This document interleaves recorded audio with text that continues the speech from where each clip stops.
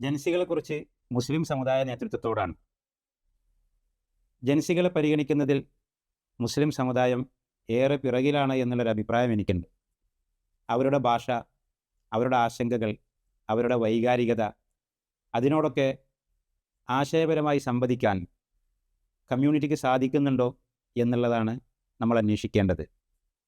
ഞാൻ വിചാരിക്കുന്നത് പുതിയ കാലത്തെ തലമുറ നീതി എന്നുള്ള ആശയത്തെ ഉൾക്കൊള്ളുന്നവരാണ്.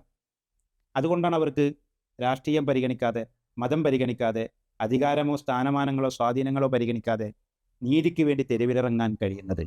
ഈ വിഷയം വളരെ ഗൗരവതരത്തിൽ പരിഗണിക്കണമെന്ന് പറയാനുള്ള കാരണം, ഈ തലമുറയോട് നീതിയുടെ മതമാണ് ഇസ്ലാം എന്ന് സംവദിക്കുന്നതിൽ എത്രമാത്രം നമുക്ക് സാധിക്കുന്നുണ്ട് എന്നുള്ളതാണ് ഇതിലെ വിഷയം. ഞാൻ മുമ്പ് പറഞ്ഞിട്ടുണ്ട്, ഓരോ തവണയും നീതിയിൽ അധിഷ്ഠിതമായി നിങ്ങൾ പ്രവർത്തനങ്ങൾ ക്രമീകരിക്കണമെന്ന് വിശ്വാസി സമൂഹത്തോട് നിരന്തരം ആവശ്യപ്പെടുന്ന ഒരു മതമാണ് ഇസ്ലാം.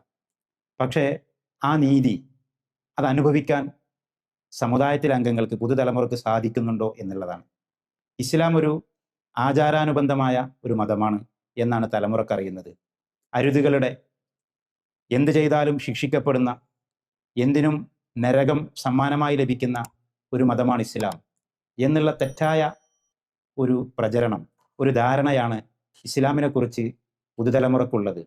അവിടുന്ന് ഇസ്ലാം സമാധാനത്തിൻ്റെ, സ്നേഹത്തിൻ്റെ, വിപ്ലവത്തിൻ്റെ, വിമോചനത്തിൻ്റെ മതമാണ് എന്നുള്ള ഒരു സന്ദേശം കൈമാറാൻ നമുക്ക് സാധിച്ചിട്ടുണ്ടോ?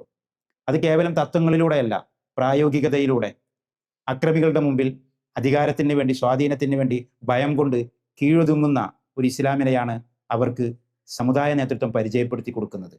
അതിനപ്പുറത്ത് അക്രമികളെ ചോദ്യം ചെയ്യുന്ന, തിന്മയോട് നിരന്തരം കലഹമുയർത്തുന്ന, അതോടൊപ്പം തന്നെ സഹജീവിയെ സ്നേഹിക്കുന്ന, പ്രകൃതിയോട് കരുതലുള്ള സമ്പൂർണമായ ഒരു ജീവിത പദ്ധതിയാണ് ഇസ്ലാം എന്നുള്ള സന്ദേശം അവർക്ക് കൈമാറിയിട്ടുണ്ടോ? അത് കൈമാറിയിട്ടില്ലെങ്കിൽ അതിൻ്റെ ഉത്തരവാദി ഈ സമുദായത്തിൻ്റെ നേതൃത്വമാണ്, സമുദായത്തിലെ സംഘടനകളാണ്.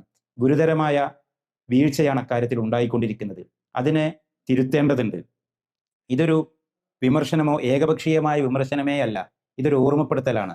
തിരുത്താനുള്ള, വരുന്ന തലമുറക്കുള്ളിൽ ഇസ്ലാമിൻ്റെ സത്തയെ, നീതിയെ, അതിൻ്റെ വിപ്ലവാത്മകതയെ, അതിൻ്റെ പോരാട്ടത്തെ, അതിൻ്റെ വിമോചന സത്തയെ പുതിയ തലമുറക്ക് പരിചയപ്പെടുത്താനുള്ള ഒരു ഓർമ്മപ്പെടുത്തലാണ് ഈ പറയുന്നത്. അതുകൊണ്ട് ഞാനും നിങ്ങളും, ഈ ശബ്ദം കേൾക്കുന്നവരെല്ലാവരും ഇസ്ലാമിൻ്റെ മാനവികതയെ, ഇസ്ലാമിൻ്റെ വിമോചന മുഖത്തെ പുതിയ തലമുറക്ക് കൈമാറാൻ കഴിയേണ്ടതുണ്ട്.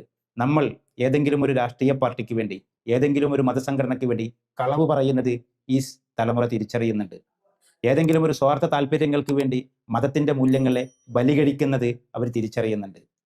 മദ്രസയുടെ ക്ലാസ് റൂമുകളിൽ അല്ലെങ്കിൽ മതപഠനത്തിൻ്റെ ക്ലാസ് മുറികളിൽ വലിയ തോതിലുള്ള നീതിയെക്കുറിച്ചും സത്യത്തെക്കുറിച്ചും ആദർശത്തെക്കുറിച്ചും അവർ കേൾക്കുന്നുണ്ട്. പക്ഷേ പിരിഞ്ഞു പോയാൽ ഇതേ ക്ലാസ് എടുത്തവരിൽ നിന്നും ദുരനുഭവങ്ങളാണ് അവർക്കുണ്ടാകുന്നത്. അത്തരം വാർത്തകളാണ് അവർ കേട്ടുകൊണ്ടിരിക്കുന്നത്. അവിടെയാണ് മതത്തിൻ്റെ ജീവൻ നഷ്ടപ്പെടുന്നത്. അതിനു പകരം ജീവസുറ്റ ഒരു ഇസ്ലാമിനെ കൈമാറാൻ സ്വന്തം ജീവിതത്തിലൂടെ കൈമാറാൻ നമുക്ക് കഴിയേണ്ടതുണ്ട്. പണ്ഡിതന്മാർക്ക് കഴിയേണ്ടതുണ്ട്, മുസ്ലിം നേതൃത്വത്തിന് കഴിയേണ്ടതുണ്ട്. അങ്ങനെ മാതൃകയുള്ള ഒരു ഇസ്ലാമിനെ സ്വന്തം ജീവിതത്തിലൂടെ കെട്ടിപ്പടുത്ത് ബഹുജനങ്ങളിലേക്ക് ഇസ്ലാമിൻ്റെ സത്തയെ കൈമാറാൻ നമുക്ക് സാധിക്കട്ടെ എന്ന് ഓർമ്മപ്പെടുത്തുകയാണ്.